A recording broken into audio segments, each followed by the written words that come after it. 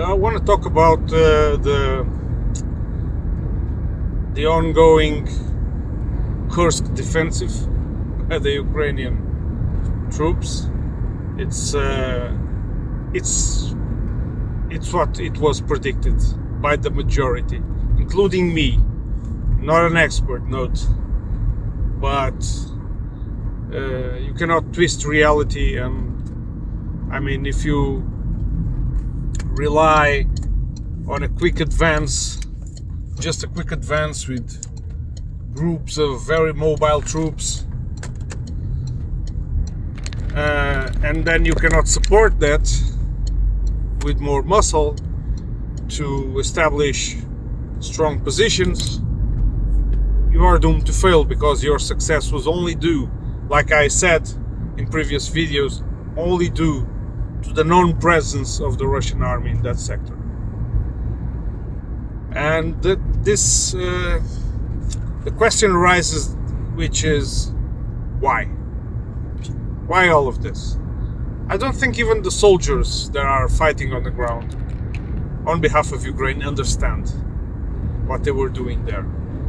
Some of them might have felt very excited to finding very little resistance, or at least even if it wasn't little resistance, it was troops that could not handle such attack, border guards mostly and conscripts, although there are some heroic accounts of their behavior. For sure, these Ukrainian soldiers, some of them, and I think many of them, NAZIs and thugs, mercenaries, found it delightful. They were having a blast, a party. There were plenty of images of them pillaging houses and supermarkets. I mean, and they did commit war crimes there. Of course, for the West, only the war crimes that they say that exist. For sure, the forces endorsed by them and supported by them never do this, right? Right? So, what was the purpose? If it was any, it failed. They did not achieve it. It would be a well-played move if, only if, and I've said this in those early days of that invasion. It would be a genius move if they could support it, if they had the plans to support it. I mean, for sure they had. For sure, many troops or commanders were told that their task was that, and afterwards strong troops would follow, and many troops would follow to secure the land and create strong positions and create foothold for further advancements. For sure, all of this was spoken. I'm really, really positive about this. But I also believe that it was induced by Western forces commanding, induced in a way, and induced by people who knew it would fail. But it's Ukrainian soldiers we are talking about, and mercenaries. So, pardon me, but for the West, this is all expendables. This is consumables. Just throw in, and tomorrow we'll find other group of people who buy into the same shit and do similar operations. I mean, every offensive that has been done by Ukraine since, I mean, the only success they had, and it was for the same reason, was the first Kharkov offensive, where the Russians had barely defended the front lines. It was their fault for that happening. It was their mistake. They got into the war with under strength army comparing to the Ukrainians at that time. But nevertheless, it was a successful deed by the Ukrainians. But since then, too many high expectations, and I'm not talking about Kherson for simple reason, because Kherson was not an offensive. It was a strategical retreat, tactical retreat by the Russian forces, who knew that it would be more costly, not too costly, but more costly to supply the troops on the other side of the river. So I think it was well played.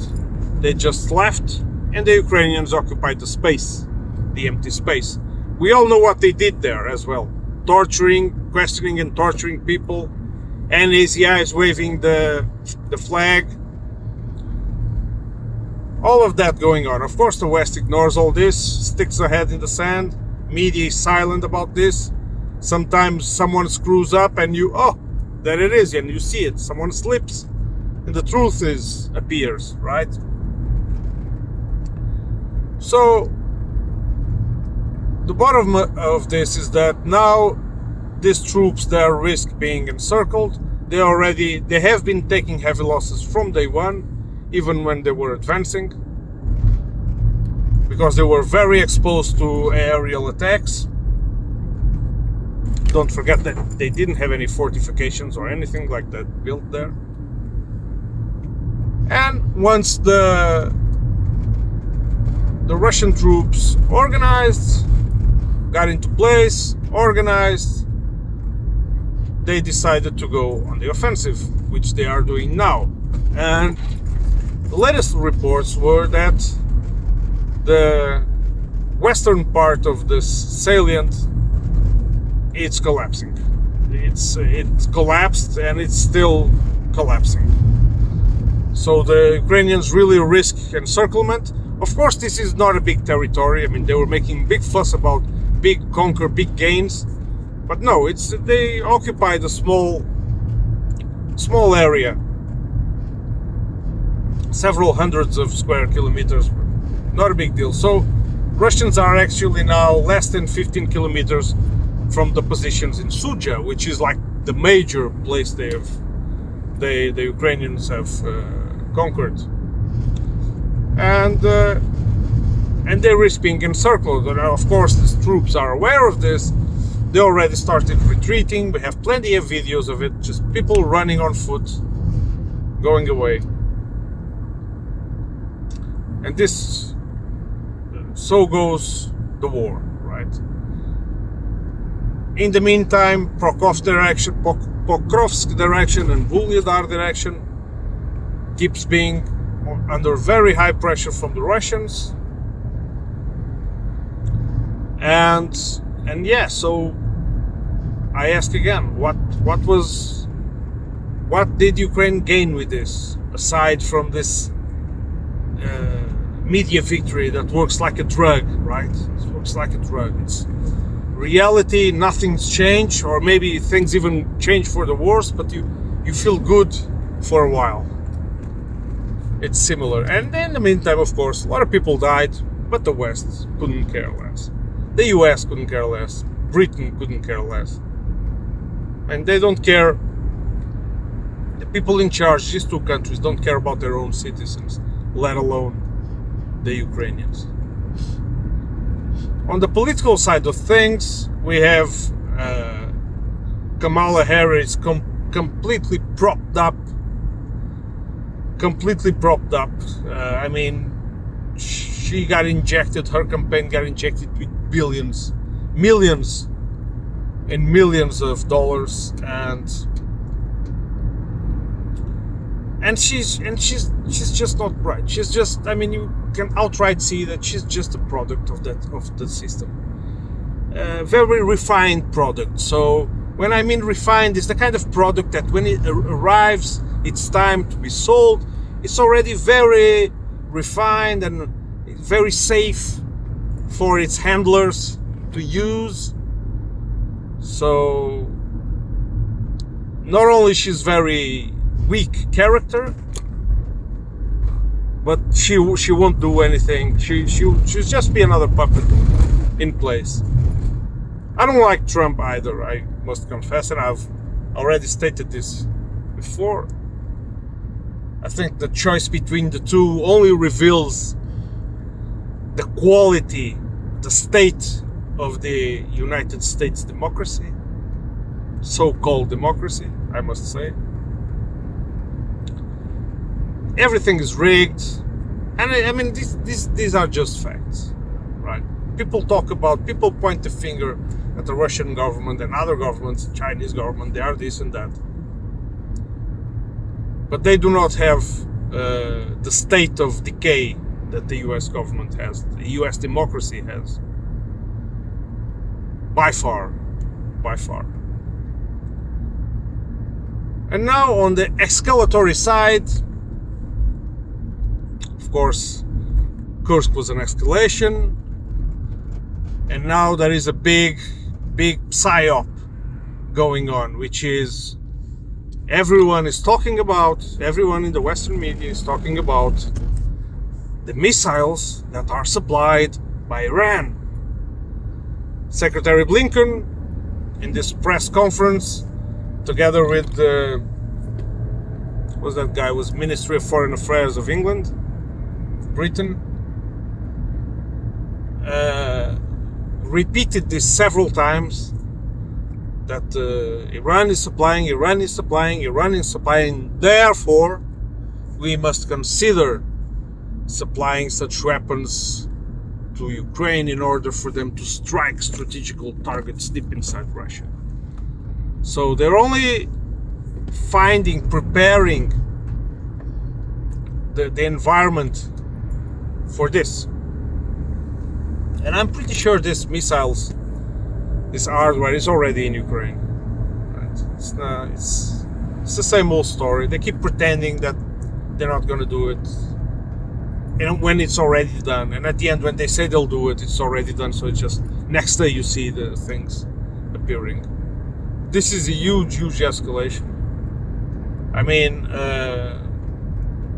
this conflict between Ukraine and Russia, it's everything except that. It's not between Ukraine and Russia. It's between the West using Ukraine as a battering ram. This is, I mean, everything leads to this. I don't know how can people still think otherwise. I get surprised every day. People still think this, but less and less. And you see it by the results and by the turmoil on the polls in different countries in Europe, that people are not buying this shit anymore.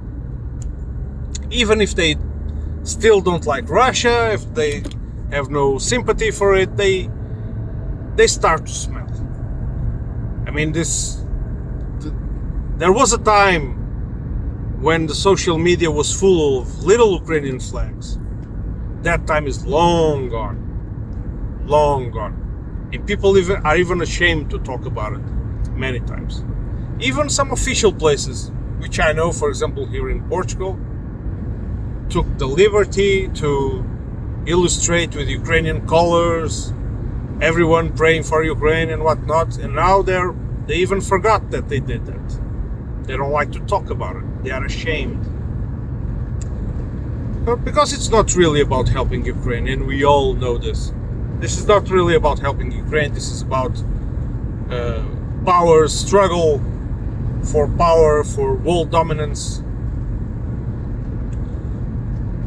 In this case, between Russia, and Russia is on the defensive. Therefore, Russia is on the defensive. And NATO and US colonialism. I mean, put it pretty simply, it is that. I would like you to disagree with me and write it on the comments. It would be really... Don't just say you disagree, just write it. Say why do you disagree. And use the same level arguments, because I get a lot of people saying, oh, did you forget about Bucha? Bucha was a fake. And that's why no one talks about it anymore. The Nord Stream was, as we all know, perpetrated by the United States and Britain. Because since then, several different stories have arisen, have come up, and then they are forgotten, and then a new story comes up, and then it is forgotten again. So they're keeping making shit up, throwing sand to the eyes of the people. And of course, we have all the documented history of NATO expansions, and with the excuse that these countries have all the right to join NATO because they are afraid of their neighbor Russia. Because see, Russia just invaded the country and invaded Georgia back in 2000 and was it 6? Don't recall the year exactly. And now Ukraine, da-da-da. So it's danger to its neighbors. That's why they joined NATO, so they get protected from it. And if Ukraine had joined NATO, it would have been protected by it. Except not. This is a very weak excuse, because first of all, they are making characters out of countries, and we all know, at least we all should know, that it doesn't play like this. I mean, on government level, you have a lot of influence from outside, and that's ultimately people are put in power to take these decisions, for example, of joining NATO. People are financed all the way there to be put in power, and so they take these decisions on behalf of the West. And for example, in the case of Georgia, their decision was made by a puppet from the West. They armed Georgia, they dared Georgia to attack on Russian interests. It was not even Russian interests, but Georgia made it. So they invaded South Ossetia, Russia didn't like it and responded. It's not like Russia was there preparing just to strike at Georgia. Did Russia conquer Georgia? I mean, if they were expansionistic, like people make believe they are, did they conquer Georgia? No, of course not. Did they conquer Ukraine in the early stages of no, they didn't have such intentions.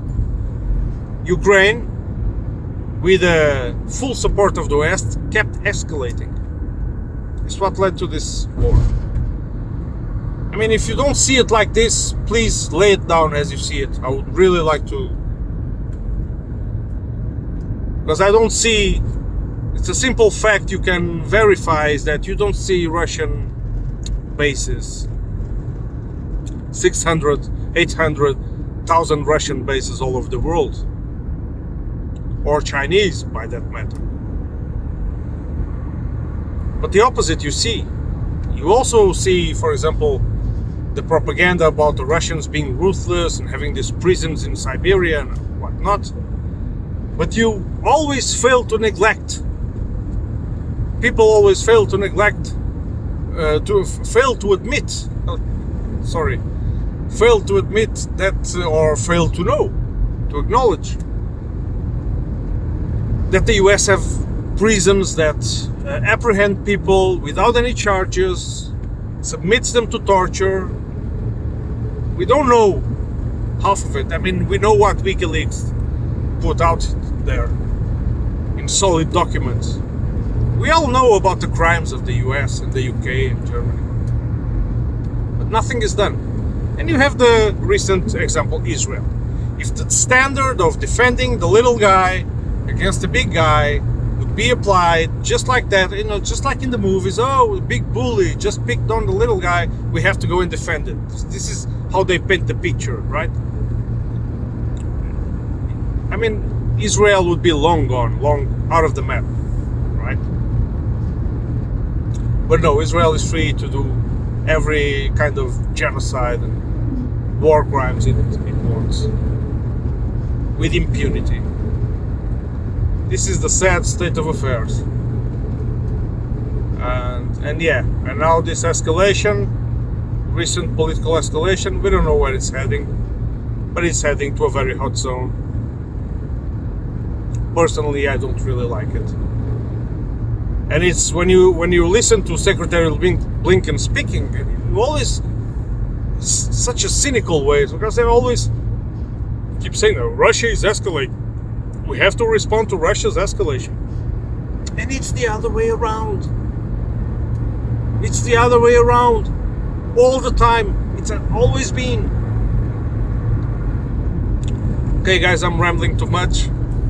I'm approaching my place of work. If you like the video, please interact with it. Write your comments. Tell me what you think. And nothing is censored on the channel. The only thing censored on my YouTube channel is YouTube itself that censors videos. That's it. Hope I see you on the next one.